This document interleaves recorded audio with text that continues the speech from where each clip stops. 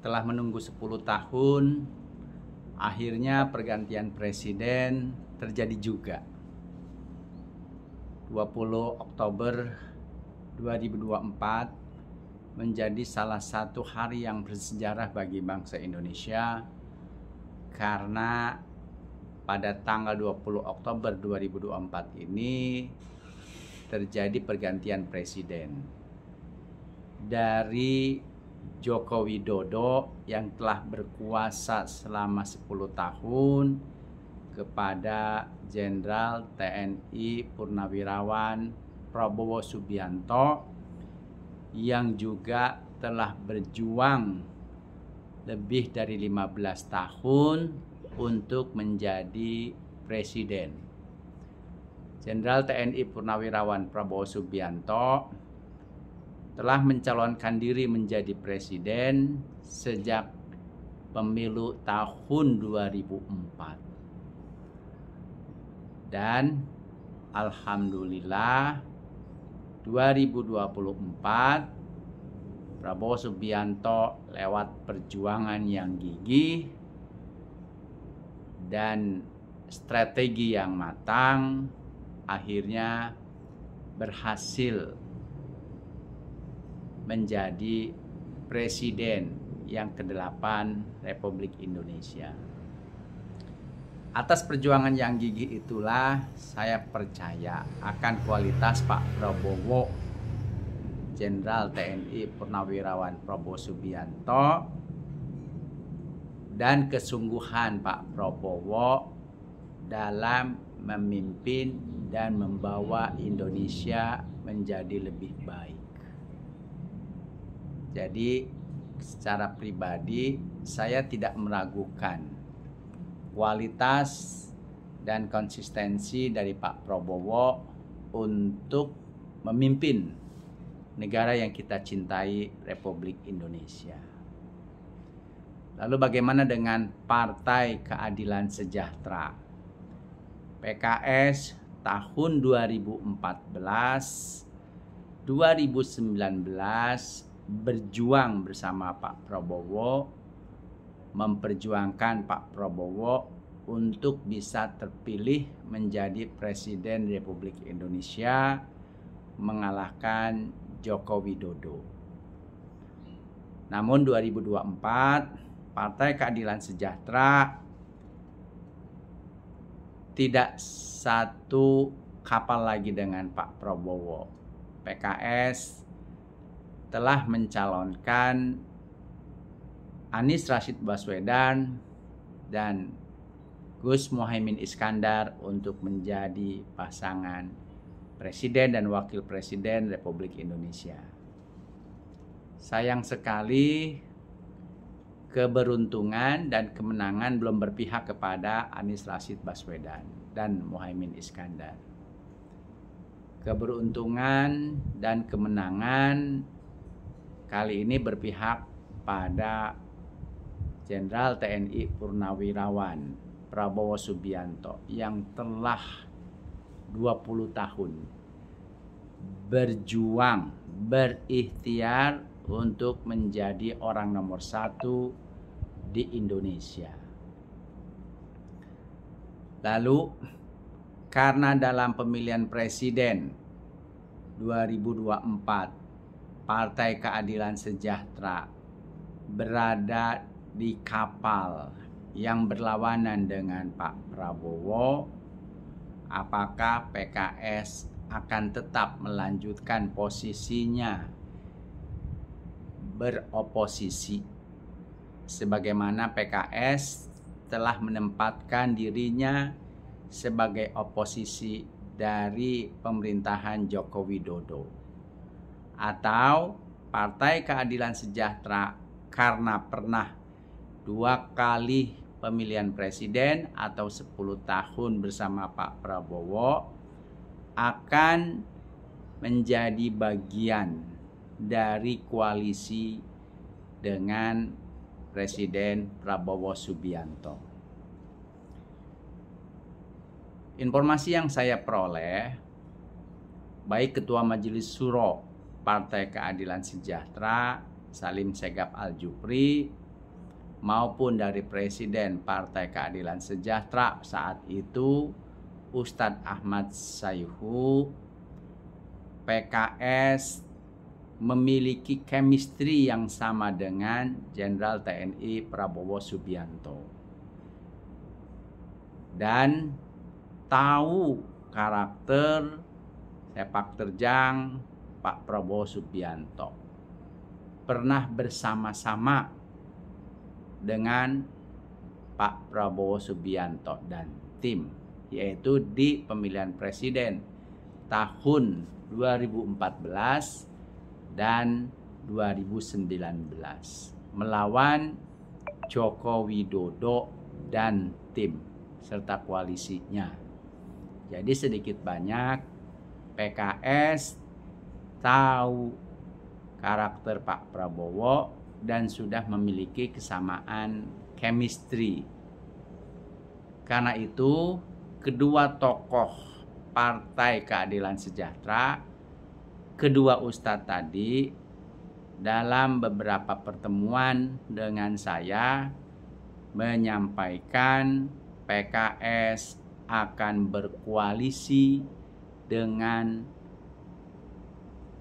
Pak Prabowo Subianto atau dalam pemerintahan Jenderal TNI Prabowo Subianto dalam memimpin Indonesia untuk bisa membawa Indonesia menjadi lebih baik. Seperti itu. Jadi Partai Keadilan Sejahtera akan meninggalkan posisinya sebagai oposisi. Kalau kita bicara ketatanegaraan, kita bicara sistem demokrasi, jika PKS menempatkan diri sebagai koalisi dalam pemerintahan Presiden Prabowo Subianto, demikian juga Partai Demokrasi Indonesia Perjuangan sama-sama menempatkan posisi sebagai anggota koalisi. Ini sebenarnya tidak baik karena tidak ada oposisi.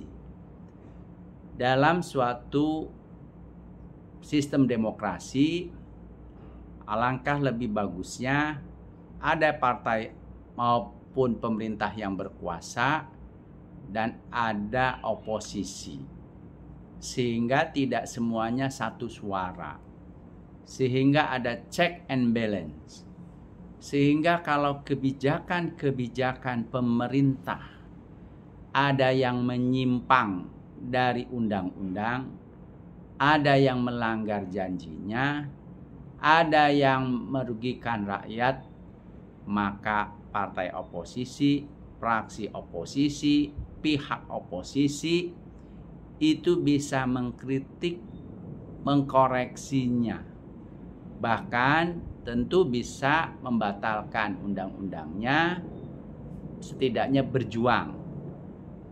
Kalau tidak benar-benar bisa membatalkan, atau bisa berjuang untuk mengkritisi maupun menolak kebijakan-kebijakan pemerintah yang dianggap merugikan negara, yang juga dianggap merugikan rakyat.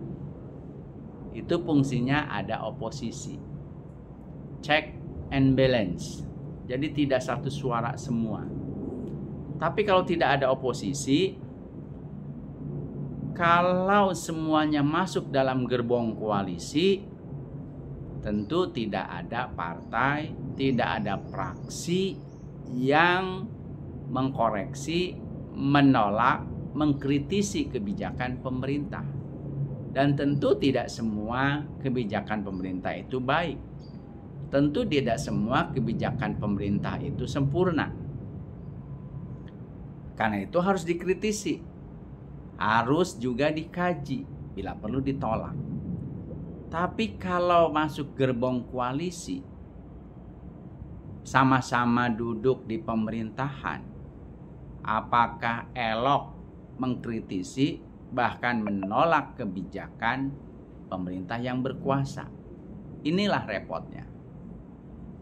Tapi PKS, Partai Nasdem, Partai PDI Perjuangan yang saya dapat informasi tidak akan menempatkan posisi sebagai oposisi, tapi koalisi.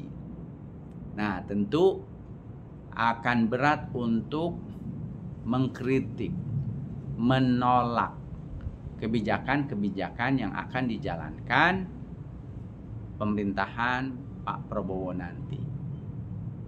Dan saya juga tentu karena pemerintahan ini belum berjalan, belum melihat bahwa program-program Pak Prabowo itu akan bagus semuanya. Seperti itu.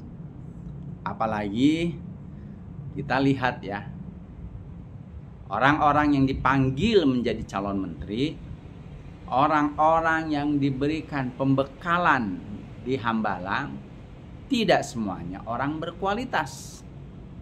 Ya. Tidak semuanya orang yang punya integritas. Kalau macam Ibu Sri Mulyani, Pak Budi Gunadi Sadikin, kita percaya mereka adalah tokoh-tokoh hebat, punya integritas. Ya. Tapi kalau artis-artis, saya tidak merendahkan profesi artis ya. Profesi artis di bidangnya oke, bagus. Ya kan? Saya mengagumi hasil karya artis untuk bidangnya. Tapi begitu dia dipanggil untuk menjadi menteri, menjadi calon menteri, lihat latar belakang pendidikannya. Ada yang tidak pernah kuliah, tapi dapat gelar doktor honoris causa dari perguruan tinggi yang tidak jelas, abal-abal, gitu kan. Ada yang beberapa kali DO dari perguruan tinggi swasta. Ada orang yang selama ini sering mengeluarkan statement yang merugikan dan menyakiti hati umat Islam, khususnya umat mukmin, dan yang lainnya. Tentu kita khawatir apakah orang-orang ini bisa bekerja atau tidak. Kalau orang itu artis, seniman, bekerja di bidang seni, saya tidak meragukan. Tapi kalau seniman ini harus memimpin kementerian, mengurusi banyak kebijakan, mengurusi kepentingan rakyat banyak, lihat jam terbang di pemerintahan, lihat jam terbang politik, apalagi pendidikan yang meragukan, jujur saya sendiri agak meragukan. Dan jujur saja, saya kaget. Biasanya di zaman Pak Harto, menteri itu tidak lebih dari 40. Atau paling banyak 50. Demikian juga di zaman Ibu Megawati. Apalagi di zaman Gus Dur. Apalagi zaman Presiden B.J. Habibie. Demikian juga zaman Presiden SBY. Kemarin yang dipanggil itu totalnya semua 103 orang. Kalau jadi semua, maka satu hari setelah pelantikan presiden, tepatnya tanggal 21 Oktober, 103 orang ini akan dilantik menjadi menteri dan atau wakil menteri. Saya teringat kalau 100 menteri itu teringat di zaman masa-masa akhirnya Presiden Soekarno. Dikenal dengan kabinet 100 menteri yang akhirnya tidak efektif. Ya. Kalau zaman sekarang, zaman kabinet Presiden Pak Prabowo akan ada 103 menteri, apakah 50 orang jadi menteri, kemudian 53 orang jadi wakil menteri, bisa dibayangkan betapa banyak uang-uang negara yang notabene-nya uang rakyat dihambur-hamburkan untuk membiayai para menteri dan wakil menteri tersebut. Sementara saat ini kondisi ekonomi Indonesia sedang tidak baik. Pengangguran banyak, angka kemiskinan juga melimpah, hutang negara yang tercatat resmi saja sudah mencapai 8.600 triliun. Dan kita tahulah pejabat-pejabat negara, pejabat-pejabat tinggi negara itu pengeluarannya besar, banyak, mulai dari mobil mewahnya, mulai dari rumah dinasnya yang mewah, gajinya minimal 60 juta, belum tunjangan-tunjangannya, belum uang jalannya, belum staf khususnya, staf ahlinya, banyak sekali. Jangankan menteri dan wakil menteri, dirjen, sekjen, irjen, eselon 1 aja gaji dan tunjangannya udah luar biasa. Apalagi ini menteri, ini wakil menteri. Dari segi pengeluaran aja udah kebayang besar sekali. Sementara pemasukan negara juga sedang turun. Bagaimana tidak turun? Banyak perusahaan bangkrut, banyak pabrik-pabrik bangkrut, banyak pengangguran, dan lain sebagainya. Dari mana nanti bisa membiayai pengeluaran 103 menteri tersebut? Udah 103 menteri, pasti nanti didukung lagi staf khusus presiden. Belum lagi kepala sekretariat presiden.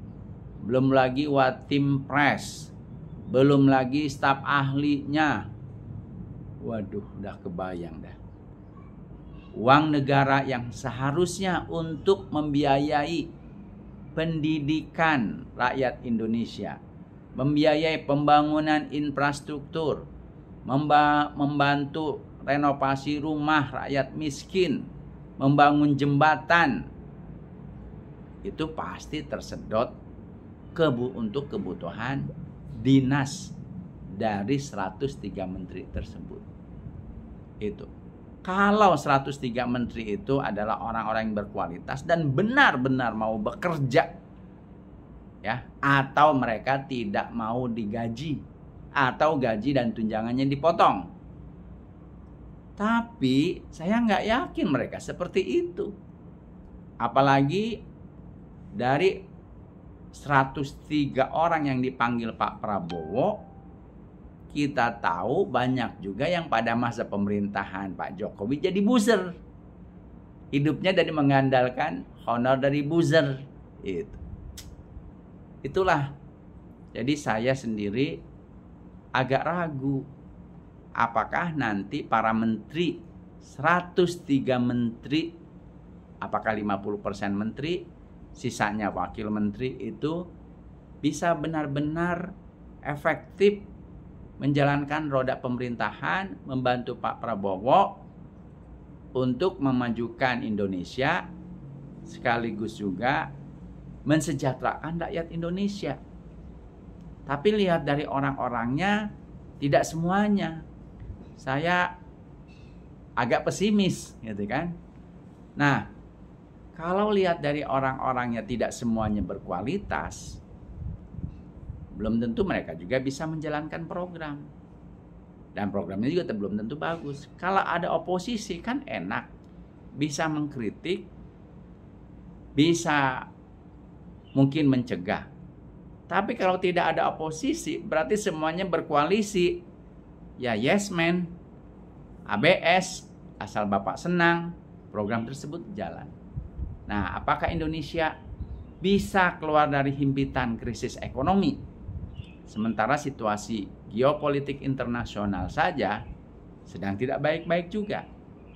Timur Tengah dilanda kondisi politik yang tidak stabil.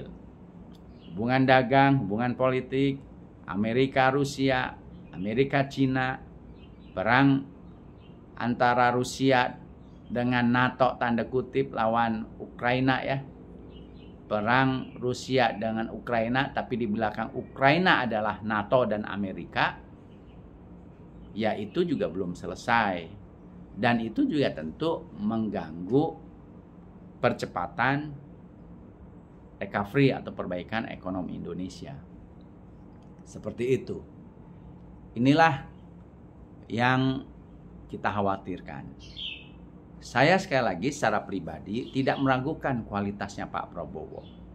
Saya percaya akan kualitasnya Pak Prabowo. Jenderal TNI Purnawirawan Prabowo Subianto itu dilahirkan dari keluarga intelek.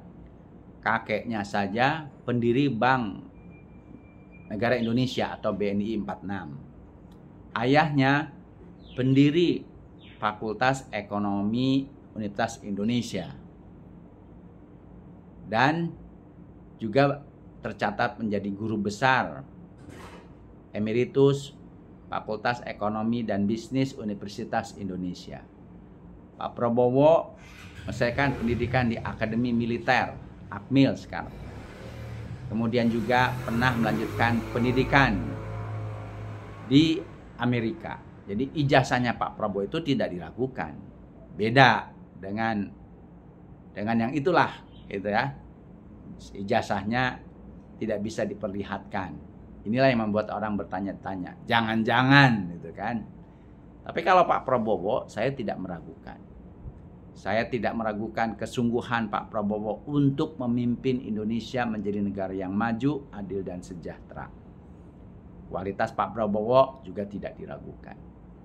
Tapi melihat 103 orang yang dipanggil ke Hambalang untuk menjadi calon menteri maupun calon wakil menteri, itu yang jujur saya agak pesimis, agak meragukan. Cuman tetap berdoa semoga Pak Prabowo menyeleksi lagi sehingga tidak 103 orang itu benar-benar menjadi menteri atau wakil menteri atau memimpin lembaga.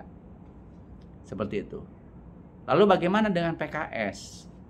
Kenapa PKS memilih berkoalisi? Tadi seperti yang saya jelaskan, menurut informasi yang saya terima dari Ketua Majelis Syuro PKS Habib Salim Segaf Al-Jufri dan Presiden PKS saat itu Ustadz Ahmad Saihu, karena PKS pernah bekerja sama dengan Pak Prabowo, pernah satu kapal, pernah berjuang bersama dalam pemilihan presiden tahun 2014 dan tahun 2019.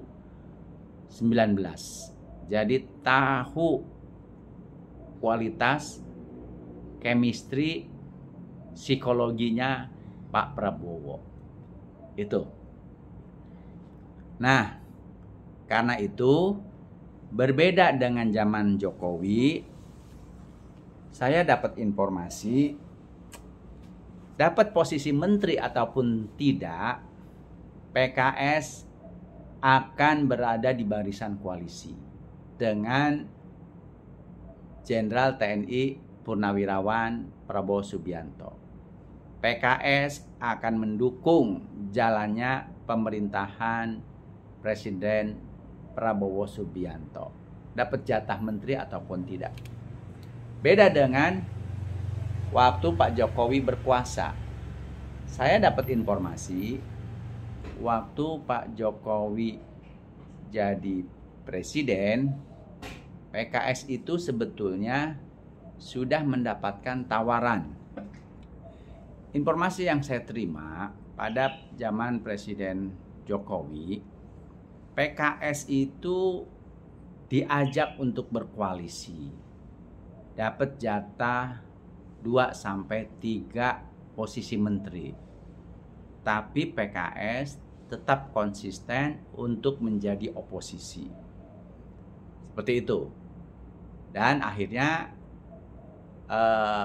PKS istiqomah menjadi partai yang beroposisi dengan Presiden dan pemerintahan Joko Widodo. Nah, untuk pemerintahannya Pak Prabowo Subianto, dapat kursi ataupun tidak dapat kursi menteri, PKS akan tetap berada di barisan yang mendukung pemerintahan Pak Prabowo Subianto alias berkoalisi. Nah, tolong dibedakan ya kawan-kawan. PKS berkoalisi itu dengan Pak Prabowo, bukan dengan Gibran, bukan dengan Pak Jokowi. Jelas kalau dengan Pak Jokowi, tadi sudah jelaskan, walaupun dapat tawaran 2-3 kursi menteri, PKS tetap memilih beroposisi. Nah, dengan Pak Prabowo ini, sekarang ini PKS berkoalisi dengan Pak Prabowo, bukan dengan Pak Jokowi. Itu. Jadi itu juga yang ditekankan oleh Ketua Majelis Syuro PKS Habib Salim Segaf Al-Jufri dan Presiden PKS Ustadz Ahmad Sayhu saat itu kepada kami Dewan Pakar DPP PKS. Jadi PKS tidak berkoalisi dengan Pak Jokowi. PKS husnul khotimah beroposisi dengan Pak Jokowi sampai Pak Jokowi lengser. Sekarang ini PKS menempatkan posisi sebagai koalisinya pemerintahan Pak Prabowo Subianto. Tolong dibedakan ya. Itu. Jadi Pak Prabowo berbeda dengan Jokowi. Lalu kenapa sih sampai banyak banget menterinya? Konon saya dapat informasi dari sumber yang terpercaya, Pak Prabowo itu sudah membentuk kabinet siapa-siapa yang cocok. Tapi ya ini tapi gitu kan. Kemarin itu ada yang mengusulkan ini gitu kan, masukin orang ini itu. Jadilah kita lihat ada 103 orang yang dipanggil Pak Prabowo untuk menjadi calon menteri dan atau calon wakil menteri. Ada orang-orang yang memang kita kenal berkualitas, punya integritas, kita tidak ragukan lah ya. Ibu Sri Mulyani, Pak Budi Gunadi Sadikin, dan yang lain-lainnya. Tapi belakangan banyak orang-orang juga kaget termasuk saya. Loh, buzzer ini kok dipanggil gitu kan? Ini kok Dr. Honoris Causa dipanggil juga. Aduh. Loh ini yang biasa jingkrak-jingkrakan dipanggil juga gitu. Nah, mungkin ini bukan orang yang ditunjuk oleh Pak Prabowo, tapi orang titipan, bisa jadi seperti itu. Nah, mudah-mudahan setelah Pak Prabowo jadi presiden, Pak Prabowo punya kewenangan mutlak yang kualitasnya kita ragukan, yang masyarakat ragukan, itu benar-benar tidak menjadi menteri atau wakil menteri. Karena repot rakyat Indonesia. Namanya menteri tadi sudah saya jelaskan kan, menteri, wakil menteri itu pengeluarannya besar. Itu uangnya dari mana? Uang negara. Uang negara dari mana? Dari rakyat. Lewat mana? Lewat pajak. Ya kan? Bukan uang dari sumbangan BUMN. Adalah uang sumbangan dari BUMN. Tapi jumlahnya sedikit banget. Yang paling besar itu 70% sampai 80% itu adalah uang dari pajak. Selebihnya ngutang. Ngutang itu nanti siapa yang bayar? Ya rakyat Indonesia lewat pajak lagi. Itu seperti itu. Lalu kalau ada pertanyaan, kenapa sih PKS harus berkoalisi?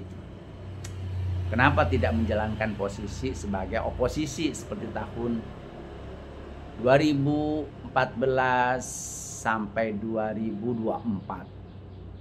Tadi ya, pertama karena PKS sekarang ini berkoalisinya dengan Pak Prabowo, bukan dengan Pak Jokowi. Yang kedua, PKS sudah tahu kualitasnya Pak Prabowo, sudah cocok satu irama. Dan tentu saja menjadi oposisi itu memang tidak enak, kecuali di negara-negara yang demokratisnya sudah maju, seperti Amerika, negara-negara Eropa. Jadi oposisi itu ya tetap dihormatin. Kalau di kita kan tidak. Begitu dia menempatkan diri sebagai oposisi, semua dipersulit.